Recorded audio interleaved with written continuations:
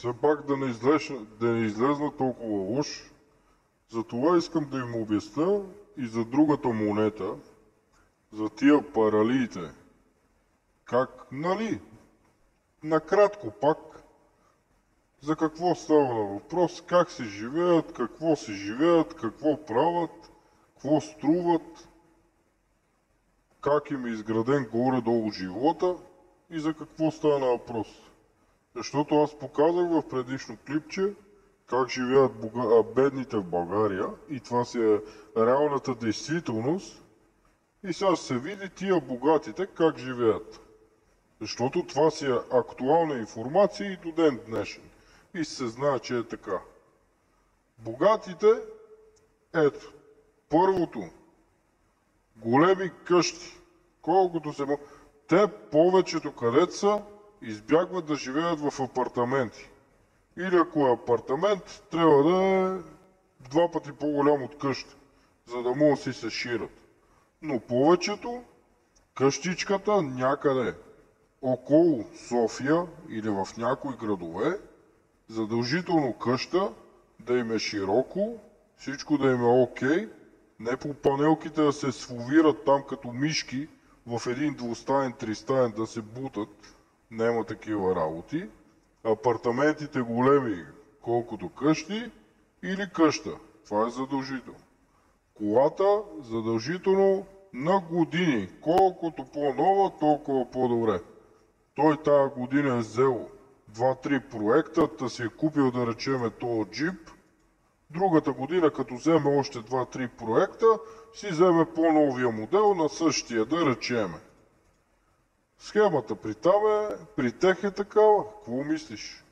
Всека вечер хепи, поръчване, от този ресторант си поръчаме, от тука, от там, сега защото е излезнал коронавируса и нали не може да се излиза по заведенията, защото са затворени, и всичко фаща и си поръчва. Няма такива, много редко ще се случат такива истории. Жена му да фане на лицето Хикс, жена му да фане, да сготви, да оправи, да си направи манджа, повечето накурвени, прическата, ногтичките, така, нали, цици, дупенце, седи като принцеса, гримира се, черви се, ходи на маникюри по цел ден насам натам. Това и е работата.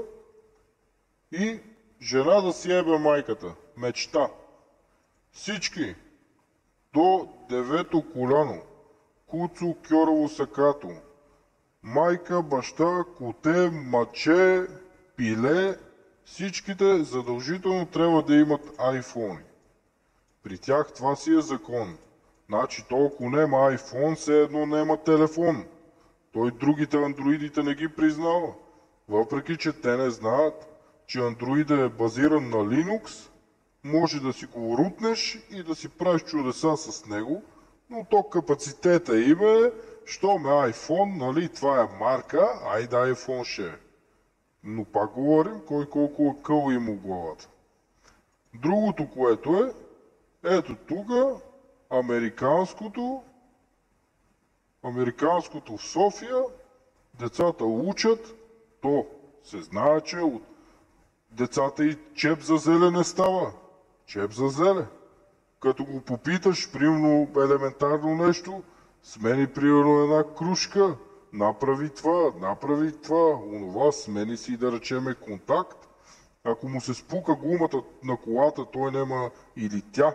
Нали, за жените по-особено, все пак са нежния пол. Но за мъжете има ги такива супуляции, няма да знае как да си смени гумата. Като почне на колата да му ударат клапани и това онова, той няма да дръпне щеката да провери има ли масло, нема ли масло и колата ще почне да му работи като трактор.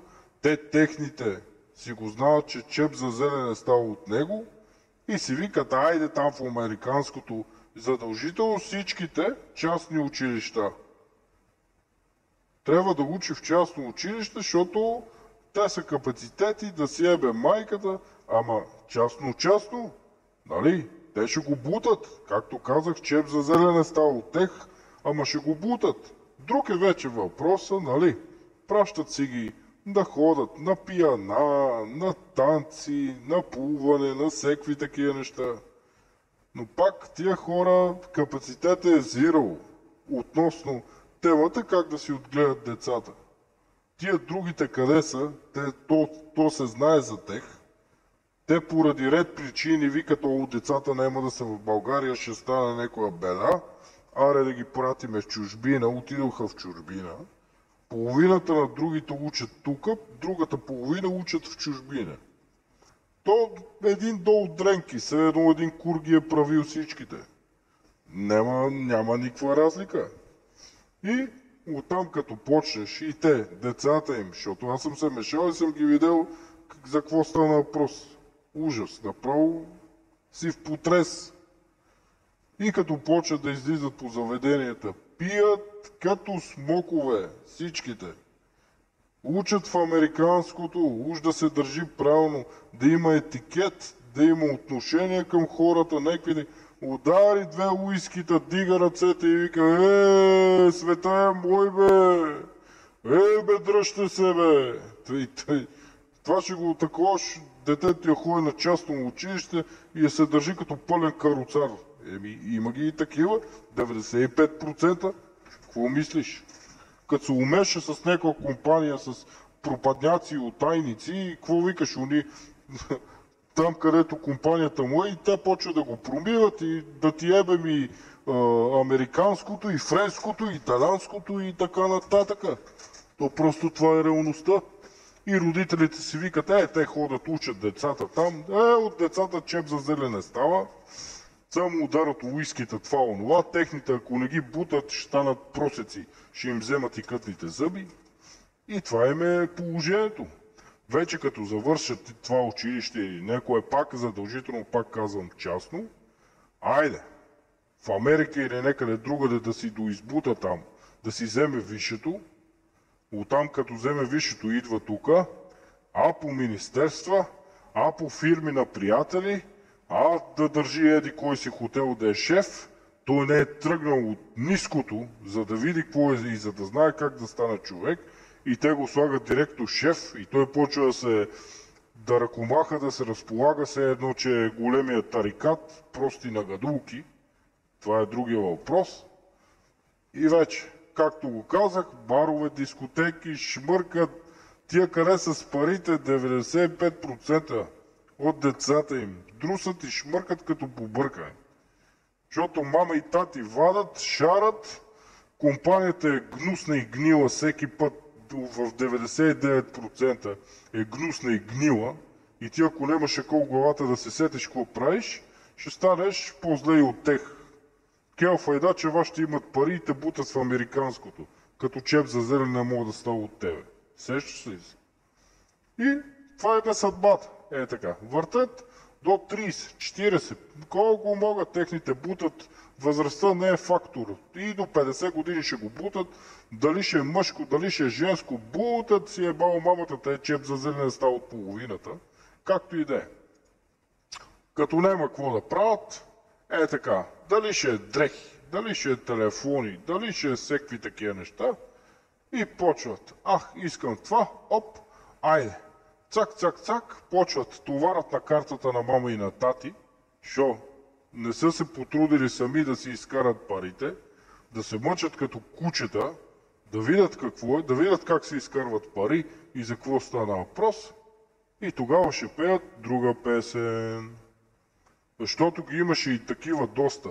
Родителите им починат, дойдат тарикатите бам, нотариус, той е ония, завземат им всичко и тия последните утайки на улицата и седят, защото не са обиграни, не са в час.